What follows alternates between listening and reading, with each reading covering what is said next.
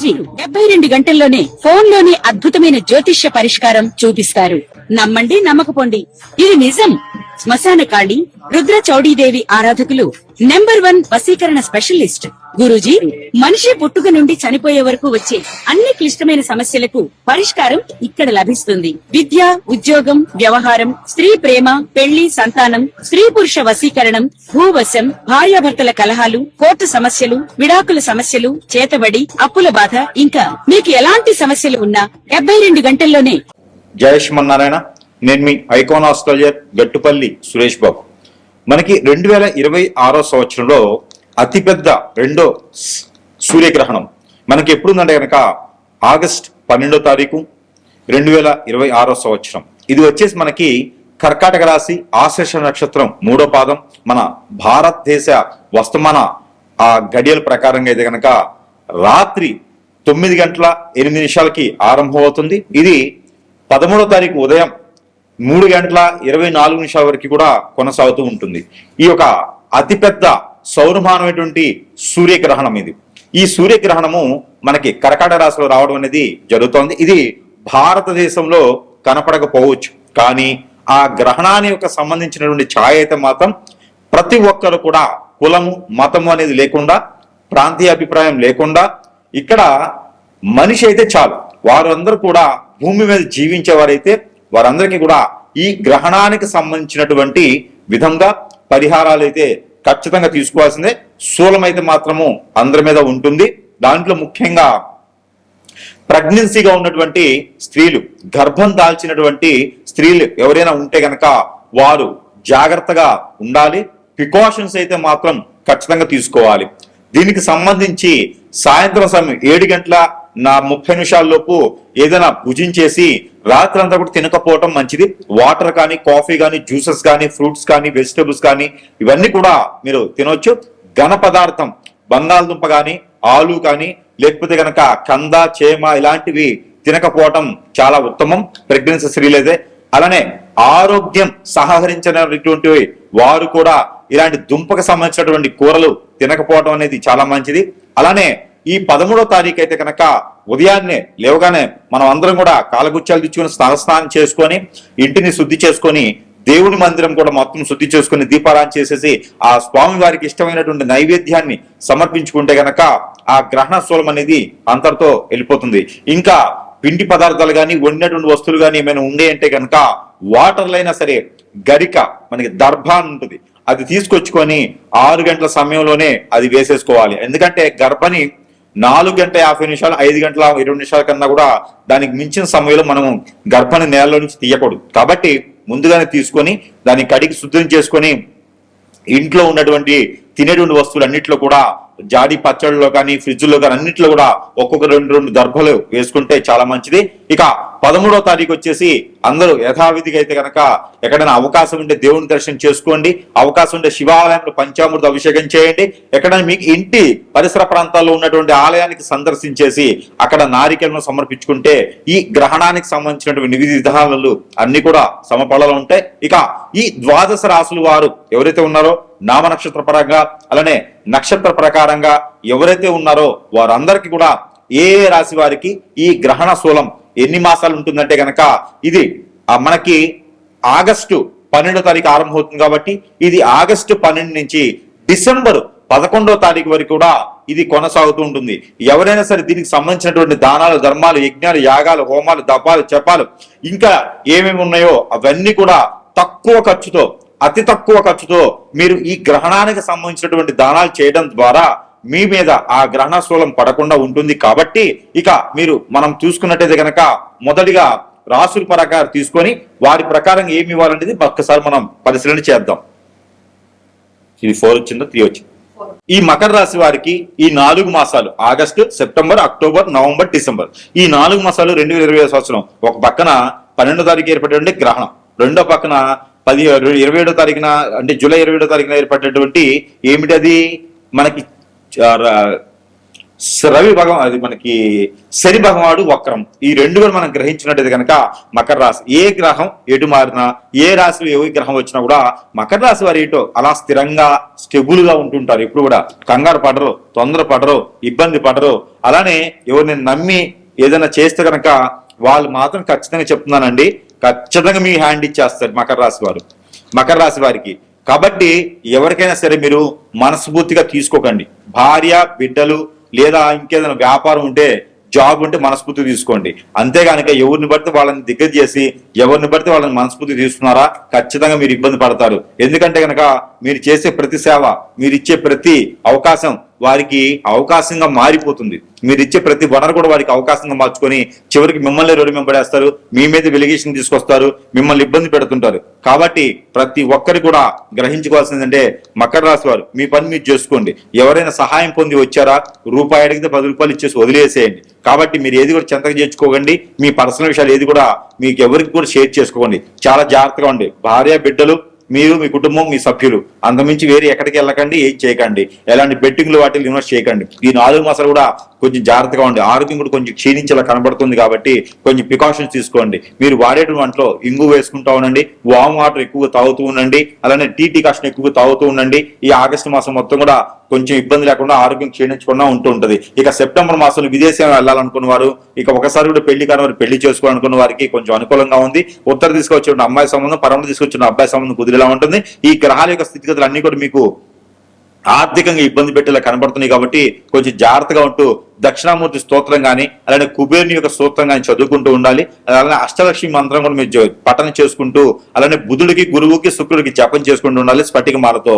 అలానే అక్టోబర్ మాసంలో మీరు ఏం చేయాలంటే కనుక ఎక్కడికైనా పెళ్లి సంబంధాలకు వెళ్ళడం కానీ, ఏదైనా కొత్తగా వాహనం కానీ, పొలం కానీ, ఇల్లు కానీ, ఫ్లాట్స్ కానీ కొనేటువంటి ఆలోచన ఉంటుంది. కాబట్టి మీరు ఏం చేస్తున్నారు, ఏం చెబుతున్నారు అనేది ఎదురు వారికి ఎవరికి తెలియచేయకండి. మీరు సొంతగా ఇండిపెండెంట్ గా మీ ఆలోచన ప్రకారంగా మీరు వెళ్ళిపోతూ ఉండండి. ఎక్కడ కూడా మీ ఆలోచన ప్రకారంగా వెళ్తే నష్టపోయినట్టు లేదు. అలానే ఎవరితో కూడా ఎక్కువ విషయాలు కూడా గుప్తంగా ఉంచుకోండి, మాట్లాడకండి. ఇక భార్యాభర్తల వచ్చిన గొడవలు కానీ, కొట్లాట్లు కానీ, ఇబ్బంది కానీ అయితే కనుక మీరు అందరూ కూడా కొంచెం ఎక్కడైనా హనుమాన్ మందిరం ఉంటే అక్కడ ఆకు పూజ చేయించుకోండి. ఒక వారం రోజులు, ఒక వారం అంటే శనివారం రోజున చేయించుకోండి, లేదా మంగళవారం రోజున చేయించుకోండి. ఇలా చేసినట్టయితే కనుక అన్ని రకాలుగా కూడా మీకు ఇబ్బంది అనేది తొలగిపోతూ ఉంది. అన్ని రకాలు కూడా మీకు ఇబ్బందులు రాకుండా ఉండేందుకు ఆస్కారం ఉంటుంది. ఇక నవంబర్ డిసెంబర్ మాసాలు మీరు గ్రహించినట్టయితే కనుక కొత్తగా ఏదైనా వ్యాపారంలో పెట్టాలన్నా, వ్యాపారంలో వృద్ధి అవ్వాలన్నా, అలానే జాబులు వెసులుబాటు కావాలన్నా ప్రయత్నం ఖచ్చితంగా చేయండి. ఆ ప్రయత్నం సఫలీకృతం అవుతుంది. ఇక డిసెంబర్ మాసం 5వ తారీఖు నుంచి 25వ తారీఖు లోపున కొంచెం గండం కూడా కనిపిస్తుంది. కాబట్టి ప్రయాణం చేసేప్పుడు ఆచి చూసి ప్రయాణం చేయండి. బయటికి వెళ్ళేటప్పుడు 2 ఇలాచీలు పాకెట్లో పెట్టుకుని వెళ్ళండి. ఇంట్లో ఉన్నప్పుడు 2 లవంగాలు తినేసి పడుకోండి. అలానే ఇంకా మీరు అక్కడ ఏదన్నా మీకు నవగ్రహాలు ఉంటే నవధాన్యాలు తీసుకెళ్లి అక్కడ నవగ్రహాల మీద అభిషేకం చేసుకుంటా ఉండండి. 2 మాసాలు కూడా శనివారం, మంగళవారం రోజున మీకు అన్ని రకాల కూడా గ్రహణానికి సంబంధించి, అలానే శని భాగం ఒక్కరోజు సంబంధించి అయితే కనుక ఈ పరిహారాలు చేసుకుంటే ఖచ్చితంగా మీరు సఫలీకృతం అయ్యేసి ఉండేలా కాకుండా మీరు అన్ని రకాలు కూడా బహువిధంగా ఉండేలాగా ఉంటుంది. కాబట్టి ఈ విధంగా ప్రయత్నం చేయండి. 4 మాసాలు కొంచెం జాగ్రత్తగా ఉంటుండండి.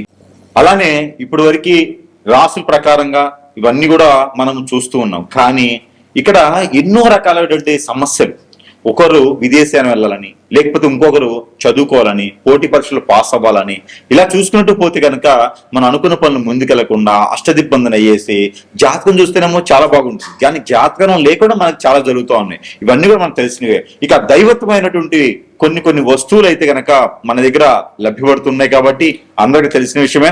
మంత్రోచ్చారణ చేసి, అగ్నిహోత్రం చేసి, తంత్రాన్ని నింపి మనకున్న సమస్యని కొట్టుమిట్లాడేటువంటి సమస్యలు కూడా ఇలా చెట్టులో ఒడ్డున వేసినటువంటి వస్తువులు, దైవజ్ఞమైనటువంటి వస్తువులన్నీ కూడా మన దగ్గర సమపాళలు ఉన్నాయి. కాబట్టి మీ అవసరాన్ని బట్టి, మీ అవకాశాన్ని బట్టి సద్వినియోగం చేసుకునే దానికి ఇది ఉంటుంది.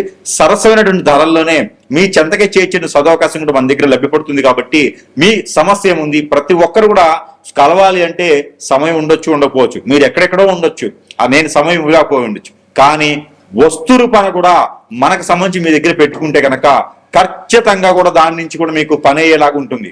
కాబట్టి మనము అగ్నిహోత్రంలో మంత్రము, అగ్నిహోత్రంలో తంత్రం కూడా చేసి మీ చెంతకి చేరుస్తాం. కాబట్టి ఎవరికైనా కావాలి అంటే కూడా మీరు స్క్రీన్ మీద కనిపించేటువంటి నంబర్కి సంప్రదించినట్టయితే కనుక మీకు కావాల్సిన వస్తువు మంత్రోచ్చారణ చేసి కనీసం మీరు ఆర్డర్ పెట్టిన రోజు నుంచి 15 నుంచి 20 రోజుల సమయం అయితే ఖచ్చితంగా మీ చెంతకి చేర్చేందుకు పడుతుంది. ప్రతి ఒక్కరు కూడా దీన్ని గ్రహించుకోవాల్సి. ఇకపోతే మనకి పరిహారాల విషయంకి వస్తే కనుక ఈ రాశి వారు ఖచ్చితంగా ఈ పరిహారం చేసుకున్నట్టయితే కనుక ఇక కొంతమేర అయితే కనుక ఉపశమనం లభ్యపడుతూ ఉంటుంది. అలానే ఈ రాశి వారు కనుక ఈ గ్రహణానికి సంబంధించినటువంటి విధి విధానాలకు ఇబ్బంది లేకుండా ఉండేందుకు ఈ యొక్క పరిహారం చేసుకున్నట్టయితే ఆ గ్రహాల యొక్క సౌలభ్యం కావచ్చు, గ్రహాల యొక్క స్థితిగతులు కావచ్చు, అన్ని కూడా మీ వైపు కొంతమేరైనా సరే శుభ దృష్టిలో ఉండేలాగా ఉంటాయి. కాబట్టి ఈ యొక్క పరిహారం మీకోసం. ఇక గోధుమ పిండి కానీ, గోధుమలు కానీ, గోధుమ రవ్వతో కానీ మీకు బెల్లం వేసి పాలు పోసి చేసినటువంటి తీపి పదార్థం ఏదైతే ఉందో అది ఉదయించే సూర్యునికి నైవేద్యం పెట్టి ఉదయించే సూర్యుడికి నీళ్లు ఆర్చినివ్వండి.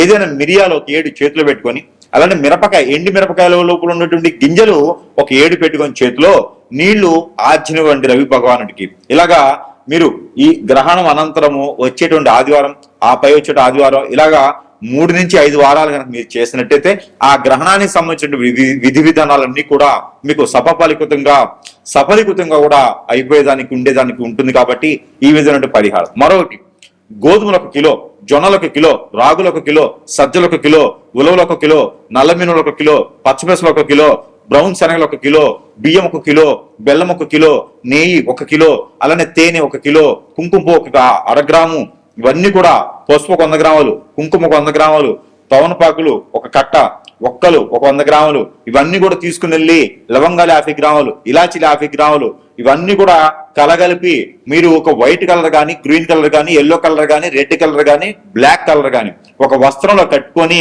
ఇవన్నీ కూడా ఎక్కడైనా సమీపంలో బ్రాహ్మణోత్తములు కానీ, అయ్యవార్లు కానీ, అర్చకుల వారు కానీ ఉంటే అక్కడ వారికి దానం ఇవ్వండి. దానం ఇచ్చిన రోజున ఎవరికైతే ఇస్తారో వారి కాళ్ళకి నమస్కారం చేయకండి. అలానే ఇది గ్రహణం అనంతరం చేయవలసినటువంటి ప్రక్రియ. ఈ గ్రహణం అనంతరము అంటే ఆగస్టు 12వ తారీఖు తర్వాత మనకి సెప్టెంబర్ 12వ తారీఖు లోపు ఈ యొక్క దానం అనేది ప్రతి ఒక్కరు కూడా ఉదయం సమయంలో పిల్లలు, పెద్దలు, భార్య, భర్తలు, ఇంకా పెద్దవారు కూడా అందరూ కూడా చేతులు వేసేసి ఆ మూటని అందరికి ముడుపులాగా చేసి ఆ ముడుపుని గనక అక్కడ ఉండే అర్చకుల వారికి సమర్పిస్తే గనక మీకున్నటువంటి కష్టాలే కాకుండా గ్రహణానికి సంబంధించినటువంటి దోషాలు కూడా పోతాయి. ఆ గ్రహణానికి సంబంధించిన దోషాలు మనకి పోయినాయంటే కనుక ఖచ్చితంగా మనం అనుకున్నటువంటి స్థితిగతులకి మనం వెళ్ళేదానికి ఎక్కువ ఆస్కారం ఉంటుంది. ఎవరైనా సరే గవర్నమెంట్ జాబ్ కానీ, సెంట్రల్ గవర్నమెంట్ కానీ, ఏదైనా సరే వైట్ కలర్ జాబ్ చేయాలని కానీ, నిరుద్యోగులు జాబ్ కోసం ఎదురు చూసేవారు కానీ మీరందరూ కూడా ఏం చేయాలంటే కనుక ఆవు పాలు, ఆవు నెయ్యి, ఆవు పెరుగు, ఆవు పాలు, అలానే మీకు ఇంకా సంబంధించినటువంటిది ఏంటంటే ఆవు పిడకలు, ఇవన్నీ కూడా ఆవు సాంబ్రాన్ గడ్డీలు, ఇవన్నీ కూడా తీసుకెళ్లి పన్నీరు, ఇవన్నీ కూడా తీసుకుని వెళ్ళి తల చుట్టూతా దిష్టి తీసేసి ఆ మిశ్రమాన్ని ఎక్కడైనా పాడి నీటిలో కానీ, పొదలు కానీ, చెట్లలో కానీ వేసివేయాలి. ఇలాగ మీరు చేసినట్టయితే కనుక ఎన్నో రకాలటువంటి దోషాలు పరిహారం అవుతాయి. మీకు నవగ్రహ దోషాలు కూడా అధిగమించేసి మీకు శని వక్రంలో ఉన్నాడు, ఈ శని వక్ర దోషం కూడా మీకు తొలగిపోతోంది. ఈ శని వక్రంలో జూలై 27వ తారీఖు నుంచి వక్ర దృష్టితో ఉండేసి డిసెంబర్ 11వ తారీఖు వరకు కూడా వక్ర దృష్టిలో ఉంటున్నాడు. కాబట్టి ఈ శని భగవాన్ అశుభ దృష్టి కూడా తొలగేందుకు నల్ల మినుములు, నల్ల నువ్వులు ఇవన్నీ కూడా మీరు కలగలుపుకొని దిష్టి తీసుకొని ఎక్కడైనా పడివేసినట్టయితే కనుక మీకు ఉన్నటువంటి గ్రహరీత్యా దోషాలన్నీ కూడా ఇలా చిటికలో పటాపంచలేదానికి ఎక్కువ ఆస్కారాలు ఉన్నాయి. ఇకపోతే 3వది, ఇక్కడ మీరు వచ్చినట్టయితే కనుక ప్రతిరోజు ప్రతి రాశి వారు పిల్లలు, పెద్దలు, అంతకన్నా పెద్దలు, ఇక్కడ ఎంతమంది ఉన్నారో భార్య, భర్తలు అందరూ కూడా ఇంటిళ్ళ పాది కూడా ప్రతి ఒక్కరైతే నాకు తెలిసినంత వరకు స్నానం ఆచరిస్తారు. ఈ స్నానం ఆచరించేటప్పుడు మీరు ఏం చేస్తారంటే ఒక్కొక్క రోజు ఒక్కొక్క వస్తువు ఆ స్నానం చేసి నీటిలో వేసుకుని స్నానం చేయండి. మీకు ఉన్నటువంటి గ్రహరీత్య దోషాలు, ప్రకృతించ దోషాలు అన్ని కూడా మీకు ఒక మేర నరదిష్టి, నరఘోష కూడా మీకు ఒక మేర అయితే ఖచ్చితంగా తగ్గేటువంటి అవకాశాలు ఉన్నాయి. మీరు ఏ పని కోసం ముందుకు వెళ్తున్నారో ఆ పనులన్నీ కూడా సకాలంగా పూర్తయ్యేలా కనపడుతున్నాయి. కాబట్టి మీరు ప్రతినిత్యము కూడా సోమవారం రోజున కర్పూరము, మంగళవారం రోజున మనకి ఇలాచీలు, బుధవారం రోజున ఉప్పు, అలానే గురువారం రోజున పసుపు, శుక్రవారం రోజున లవంగాలు, శనివారం రోజున మెంతులు స్నానం చేసే వాటర్లో వేసుకొని స్నానం ఆచరించండి. ఎన్ని వేయాలి? ఒక చిటికెడు. ఇంకా కూడా సబ్క్యూట్ లవంగా కూడా వేసుకోవచ్చు, ఇంకా కూడా దాల్చిన చెక్క కూడా వేసుకోవచ్చు. కాబట్టి ఇంకా ఇలాంటి ఏమైనా ఉంటే కూడా అవన్నీ కూడా స్నానం చేసే నీటిలో వేసుకుని స్నానం చేయడం వల్ల మీకు ఎన్నో రకాల రుమ్మతల గురించి బయటపడేదానికి ఎక్కువ ఆస్కారం ఉంది. ఈ గ్రహణానికి సంబంధించినటువంటి విధి విధానాల్లో అన్ని కూడా సకాలంగా పూర్తి అవుతూ ఉంటాయి. ఇంకొకటి మస్టర్డ్ ఆయిల్ ఒకటి, అలానే ఆముదం ఒకటి, బాదం ఆయిల్, ఆల్మండ్ ఆయిల్ అంటారు, ఇవి ఒకటి తీసుకొచ్చుకొని అన్ని కూడా 3 సమానత్వంగా కలగలుపుకొని దాంట్లో కోకోనట్ ఆయిల్ కూడా కలగలపండి. ఈ 4 ఆయిల్ మిశ్రమాన్ని ఉదయించేటువంటి సూర్యకిరణాలకు చూపించేసి ఆ ఆయిల్ ని కూడా మీరు ప్రతి ఒక్కరు కూడా ఇంట్లో స్నానం చేసిన మిమ్మట 1 టీ స్పూన్ సుమారు చేతిలో వేసుకొని తల మీద, షోల్డర్స్, నాభి, అరిచేతులు, అరికాళ్ళు, అలానే నా L4 బ్యాక్ ఇక్కడ దగ్గర మీరు ఒక్కొక్క డ్రాప్ చొప్పున అప్లై చేసుకుంటే కనుక మీకు నరదిష్టి, నరఘోష, శత్రువైన, శత్రుపేడ, ఆర్థిక సమస్యలు, ఆరోగ్య సమస్యలు, దీనితో పాటు ఉపశమనం, మీ పైన ఏది కూడా నరదిష్టి రాకుండా ఉండేందుకు అనుకున్న పనులు ముందుకు వెళ్లేదానికైతే కొంతమేర అయితే సహారించబడుతుంది. కాబట్టి ఇవన్నీ కూడా చేసుకుంటూ ఉంటే కొంతమేర అయితే గనక మనకి ఎన్నో రకాల గ్రహరీత్యా దోషాలు కావచ్చు, ప్రకృతి దోషాలు కావచ్చు, గ్రహణానికి సంబంధించింది కావచ్చు, వక్రంలో ఉన్నటువంటి శనీశ్వరుడు కావచ్చు, ఇవన్నీ కూడా మీకు సకాలంగా అయ్యేటువంటి దానికైతే ఆస్కారం ఎక్కువగా ఉంటుంది. ఇవన్నీ కూడా మీరు పాటించుకొని మీరు సుసంపన్నంగా, సుశోధనంగా, బహువిధంగా కూడా ఉండేలాగా మనస్ఫూర్తిగా అయితే కోరుకుంటా ఉన్నాను. జై శ్రీమన్నారాయణ.